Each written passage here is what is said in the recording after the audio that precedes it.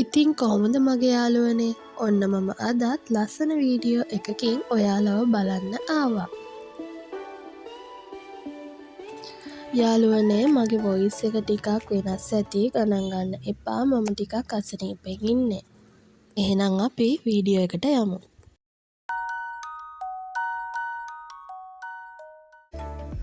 ඔන්න ඉතින් යාළුවනේ මගේ නිවාඩු දවසේ මම පූජාවකට නුවර මොරගහමුල දේවාලයට ගියා. නුවර යන්නේන ගමන් ඔයාලා පාර අයිනෙම තියෙන මේ දේවාලය දැකලත් ඇති. පූජාව ඉවර වෙලා අපි එතන තියෙන ගණදෙවි කෝවිල බලන්න ගියා. එදා එහෙ ලොකු පූජාවක් තිබුණා.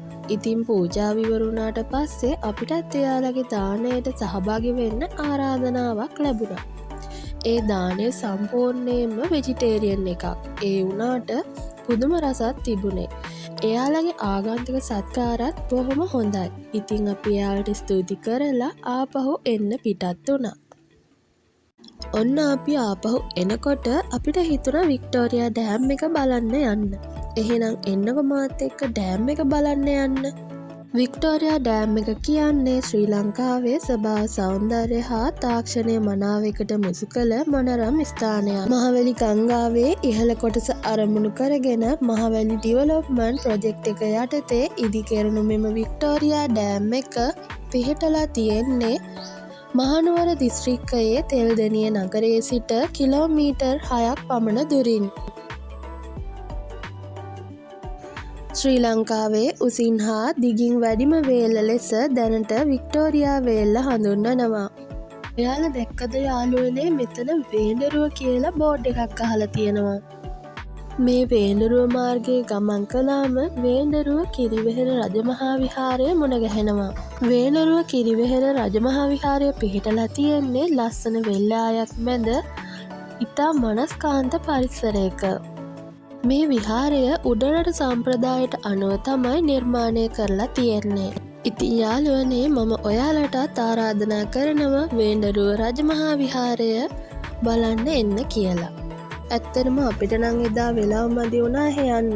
මම මේ ෆොටෝස් වලට පෙන්වන්න ඕන නිසා net එකෙන් තමයි ගත්තේ. එහෙනම් අපි ආයෙත් වික්ටෝරියා ඩෑම් එක පැත්තට යමු.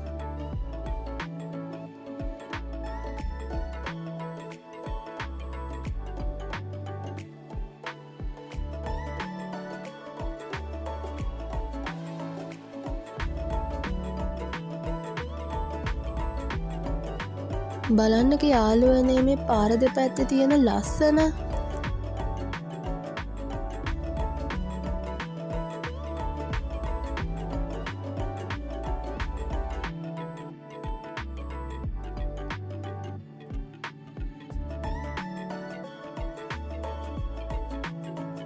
මෙන්න බලන්න යාළුවනේ හිත ඇදීලා යන තැනක්.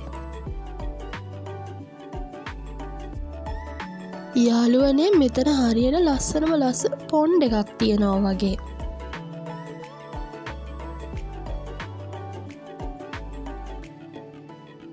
මම වාහනෙන් බැහැලා ෆොටෝස් ටිකකුත් ගත්තා. මේ තියෙන්නේ පාරේ අනිත් සයිඩ් එක. ඔන්න අපි තැනට ආවා. යාළුවනේ මෙතන එන්ට්‍රන්ස් එකත් මාරම ලස්සනයි. යාළුවනේ මෙතන වික්ටෝරියා රැජනගේ ලස්සන ගාම්භීර පෙනුමකින් යුක්ත ස්ටැචු එකක් තියෙනවා. ඒක මං අතින් වීඩියෝ වෙලා නම් නැහැ. මෙතන වික්ටෝරියා ඩෑම් එකේ ආකෘති හදලා තියෙනවා. යාළුවනේ මෙන්න මෙතන පොඩි කැෆේ එකකුත් තියෙනවා. එන්නකො ඩෑම් එක පෙන්වන්න. මේ බලන්නකො තියෙන ලස්සන ශ්‍රී ලංකාවේ උසින් හා දිගින් වැඩිම වේල්ල ලෙස දැනට වික්ටෝරියා වේල්ල තමයි හඳුන්වන්නේ. වික්ටෝරියා ජලාශය ශ්‍රී ලංකාවේ විශාලතම ජලවිදුලි බලාගාරය ලෙසත් මෙගාවොට් 210ක ධාරිතාවයකින් දායකත්වය සපයනවා. බ්‍රිතාන්‍ය රජය සමඟ එකතු වෙලා 1978 දී ආරම්භ කරපු වික්ටෝරියා ජලාශය 1885 දී ජනාධිපති ජේ.ආර්. ජයවර්ධන මහතා විසින් විවෘත කරලා තිබෙනවා.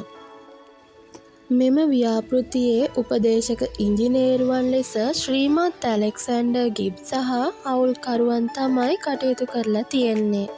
බ්‍රිතාන්‍ය රැජිනගේ වික්ටෝරියා යන නාමය අනුව තමයි මෙම ජලාශය නම් කරලා තියෙන්නේ.